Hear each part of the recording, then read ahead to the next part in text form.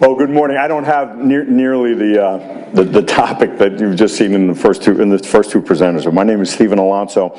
I'm the Group Regional President for Fifth Third Bank, and a big thank you to the American Heart Association today. And what I'm going to try and talk to you about today is financial health and how it can affect our communities and financial education. So, we're lucky as bankers to be in the business of helping people achieve their goals, whether we help people buy homes or buy cars.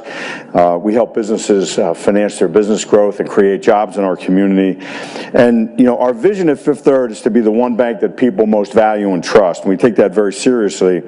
And we take our commitment to our communities, our employees, and our customers also very seriously. And we believe it's the bank's duty to build strong communities. And we do that through financial education. So I'm going to share with you today some of the resources available to the community. If any of you, see an opportunity here to use some of these, we'd certainly welcome you to contact us. The first thing that we've done is we've made a commitment nationally for $30 billion investment in communities through until 2020, and we've done that. This is through small business lending, mortgage lending, community development donations, foundation, charitable grants, and the like. But our saying is, we don't just donate, we show up. So we have 1,000 employees in Indiana, and part of their jobs is to do volunteerism in their communities, and we're very proud of that. I can honestly tell you that right now about 720 of our employees consistently volunteer for different organizations and support more than 300 organizations throughout Indiana. In addition to that corporate-wide commitment, Greater Indiana gets the opportunity to really focus on what we believe are the most important things in our community to help solve, and we get that information from our customers, from our constituents, from our retail customers, from our commercial customers, and our four focus areas and our four pillars have been affordable housing and neighborhood revitalization, education, financial literacy, which I'll go over in a minute, and workforce development, diversity and inclusion, and then health and wellness. So and a lot of these really fit together, and so why do we do this? We do this because the number one contributor to stress for Americans today, which obviously is not good for your health, is money and finances. And so it's important for us, I think, we tie that health and wellness in with financial education.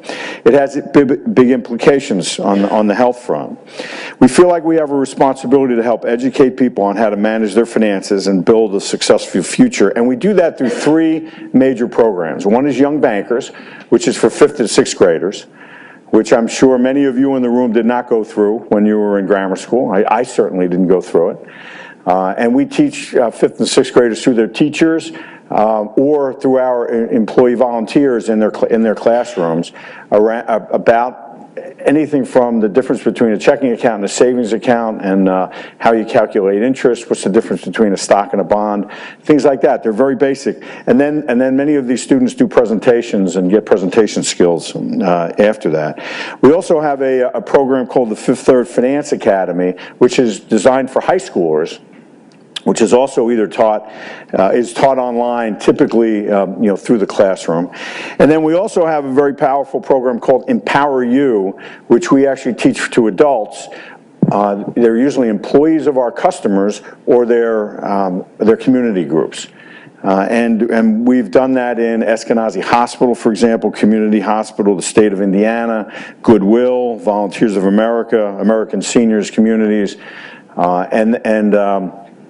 one of our primary goals, especially with the Fifth Third Finance Academy program, is to reach 450,000 high schoolers in the next 3 years.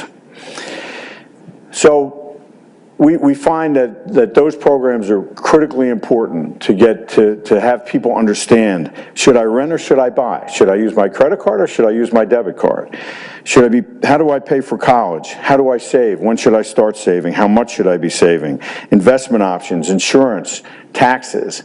These are all things that many of us did not go through in high school or in college, and we typically have to learn it on our own afterwards. So another one that I'd like to talk to you about is called momentum. This is something we're really excited about. And right now, college loan debt, student loan debt, is at $1.4 trillion. It's at an all-time high, and it affects us in a lot of ways. It affects a lot of families, but it also affects our communities and how our communities develop, and this is what I mean. Many of the millennials, because of that student debt, are delaying home purchases right now. They're delaying household formation. In other words, they're delaying getting married because of the stress associated with the debt. The debt drags on our economy, and frankly, it's just stressful. So, to graduate from college with $70,000 of debt, and you go to work, all of a sudden you have this, this big anchor on you. So Momentum is a neat app. It's free to our customers. You load it on your phone. You connect it to your bank account, and what it does is it rounds up your debit card purchase to the next dollar. So if you make a $9.55 debit card purchase, it rounds it up to $10, takes the 45 cents, and puts it aside. Every time that becomes $5, it pays your student loan off. Okay, now it doesn't sound like a lot, but over time, if you think about how much you use your debit card, and you can also assign $1 to it and just say, every time I use my debit card, I want $1 to go pay off my student loan. It can actually take off 3 years of your student loan and save significant interest. So we're very proud of that. That Momentum, piece is it's out there, and we have a lot of customers that are starting to adapt to it, right now. So I'm going to close with maybe a little financial education. I thought I'd share a secret with you. How many of you in the room are familiar with the concept of the Rule of 72? It's a financial concept. Okay, the bankers in the front row are. So I'm going to tell you a little banker secret, and this is kind of shows you the power of saving early and the power of compounded interest over time. Because you want to save early because you need time for your interest to grow and have compounded interest. So the Rule of 72 is very simple. It's a mathematical anomaly. It's basically, and it works for any interest rate. If you take whatever interest rate you're getting on your investment, and you divide it into 72, that's how many years it takes to double your money. So if you're getting 6%, divide 6% into 72, it takes 12 years to double your money. If you're getting 5%, it takes 14 years, 14.4 years. If you're getting 7.2%, it's exactly 10 years.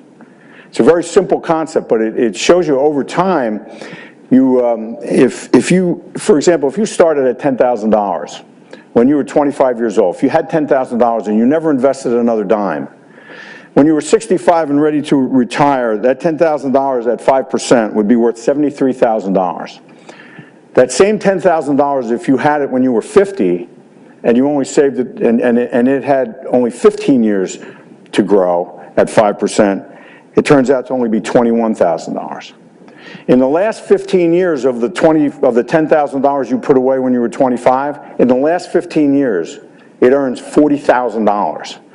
So it's that last 10 years, it's that last 10 to 12 years that's most important for you to save. That's usually when you get the biggest return because you've accumulated so much over time.